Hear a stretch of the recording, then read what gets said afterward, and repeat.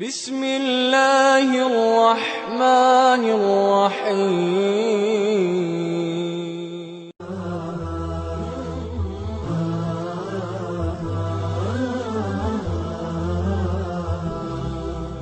ছোটবেলা থেকে সুন্নাহদেরকে শিরক মুক্ত করে গড়ে তুলতে হবে।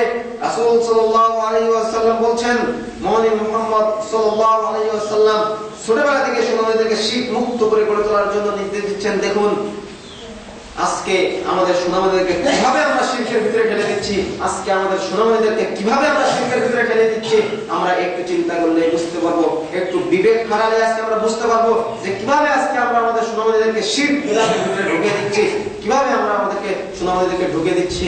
দেখুন আজকে আমরা সুন্নাহদেরকে 5 বছর বয়সে স্কুলে পাঠাচ্ছি, কিন্তু সেই স্কুলে গিয়ে কি শিরক করছে না বিদআত করছে না রাসূলের পদ্ধতিতে শিক্ষা গ্রহণ করছে, সেগুলো আমরা কখনো খোঁজার চেষ্টা করেছি কি? আমরা কি সেগুলো বের করার চেষ্টা করেছি কোনো সময়? দেখুন রাসূল সাল্লাল্লাহু আলাইহি ওয়াসাল্লাম বলছেন, রাসূলুল্লাহ সাল্লাল্লাহু আলাইহি ওয়াসাল্লাম জানিয়ে দিচ্ছেন যে মাজারে সাজদা দেওয়া শিরক। দেখুন আজকে এরকম ধরনের শিরক আমাদের সামনে কত অহরহ ছড়িয়ে রয়েছে, কিভাবে শিরক আজকে আমরা করছি। দেখুন আজকে যখন 5 বছর বয়সী শিশুটাকে আপনি স্কুলে পাঠাচ্ছেন, সে স্কুলে যাওয়ার পরে তার এক শিক্ষক মাস্টার ডিগ্রি পাশ করে গ্রামের বাড়িতে এসেছে বেড়াতে। একটা উদাহরণ দিলে আপনারা বুঝতে পারবেন। মাস্টার ডিগ্রি পাশ করে একটা ছেলে গ্রামের বাড়িতে এসেছে বেড়াতে। ও গ্রামের বাড়িতে বেড়াতে এসে দেখে হিন্দু পাড়ায় বেড়াতে গেছে।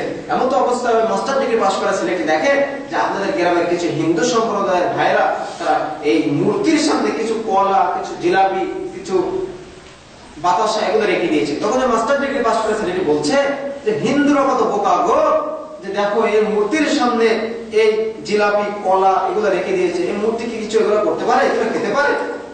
কিন্তু ওই মাস্টার ডিগ্রি পাস করা ছেলেটি যখন স্কুলে যাচ্ছে, স্কুলে শিক্ষকতা করছে, তখন ওই ছেলেটি ছাত্রদেরকে ছাত্রছাত্রীদেরকে বলছে, এই ছেলেরা এই মেয়েরা তোমরা শোনো, আগামীকাল বরকতের কবরে রফিকের কবরে ফুল চড়ানোর জন্য ফুল নিয়ে আসবে।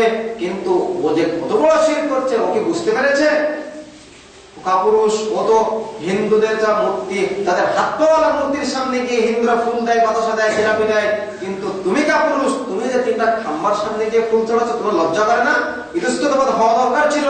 কিন্তু আপনার সুনামনিকে আপনি 5 বছর বয়সে স্কুলে পাঠাচ্ছেন ওই শিরক। আমরা আপনাদেরকে কিছু বলতে চাচ্ছি। দেখার জন্য ভিজিট করুন www.googlesearch.com/Abdullah bin Irshad এবং সাবস্ক্রাইব করুন ইউটিউবে আব্দুল্লাহ বিন ইরশাদ এই ঠিকানায়।